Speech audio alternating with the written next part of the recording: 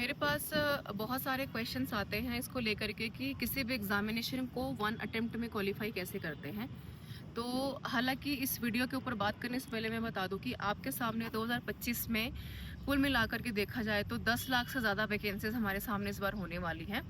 अगर मैं एनवीएस की बात करूं, केबीएस है, ईएमआरएस है, झारखंड का पेपर होने वाला है, बिहार का पेपर है, राजस्थान का पेपर चल रहा है, जीआईसी का पेपर हमारे पास है। तो बहुत सारे ऐसे पेपर्स हैं। तो एक कुल मिलाकर अगर मोटा मोटा बात करें तो ये इस वीडियो को पूरा देखने के बाद जो एक क्लैरिटी आपके हाथ में होगी कि किसी भी एग्जामिनेशन को वन टाइम अटेम्प्ट में क्वालिफाई करने का सबसे सटीक उपाय क्या है। ठीक है, तो शुरू करते हैं। सबसे पहले हम रिवीजन से लेकर के प्रैक्टिस सेक्शन वाले पार्ट को लेकर के।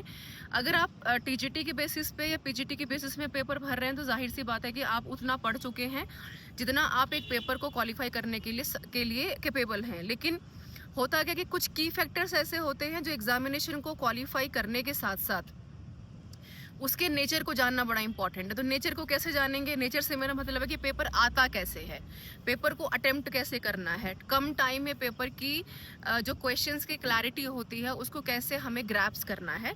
तो बहुत आसान हमारे लिए है प्रीवियस ईयर पेपर्स को सॉल्व करना। चाहे वो ईएमआरएस है, चाहे वो केवीएस है, ये सारे पेपर हमारे पास हो चुके हैं। ये तो एक बात है कि जिस पेपर में आप अपेयर हो रहे हो सारे क्वेश्चन को सॉल्व करना ही करना है। लेकिन सबसे ज़रूरी जो चीज़ होती है पेपर के नेचर को जानने के साथ साथ आपके स्टेट में या सेंटर में इसके अलावा जितने पेपर हो चुके हैं आपके सब्जेक्ट से जुड़े हुए, जैसे हिस्ट्री या ज्योग्राफी का पेपर की अगर मैं बात करूं तो राजस्थान का पेपर है, यूपी पीसीएस का पेपर है। इसके साथ साथ जितने भी हमारे कॉम्पिटिटिव एग्जामिनेशंस के पेपर होते हैं उनके सारे पीवाईक्यूज को सॉल्व करना बहुत इंपॉर्टेंट है। ऐड ऑन करूंगी यूजीसी नेट को भी साथ में।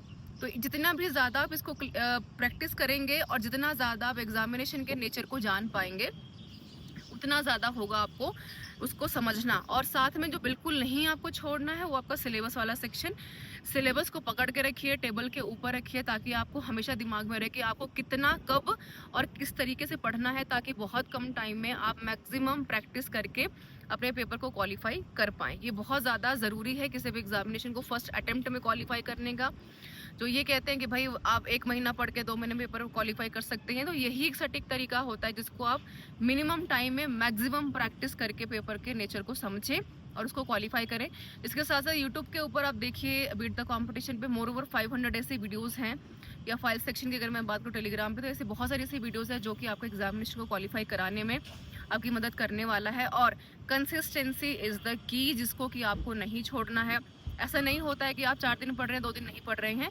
रोज आधा घंटा पढ़िए, चाहे 20 मिनट पढ़िए, लेकिन आपको पढ़ना बहुत ज़्यादा ज़रूरी है कंसिस्टेंसी को मेंटेन करने के लिए, ताकि मिनिमम टाइम में मैक्सिमम प्रैक्टिस करके आप किसी भी एग्जामिनेशन को वन टाइम अटेम्प्ट में क्वालिफाई कर पाए। Y one attempt? बिकॉज इतना ज़्यादा कंपटीशन है, उसके ऊपर इतने ज़्यादा हमारे कैंडिडेट्स हैं जो कि पेपर में बैठेंगे। लेकिन वो मुश्किल इसलिए नहीं होगा क्योंकि आपको एक सीट के लिए फाइट करनी है। उससे फ़र्क नहीं पड़ता कि आप कितनी बार पेपर में बैठ चुके हैं, आप फ्रेशर हैं।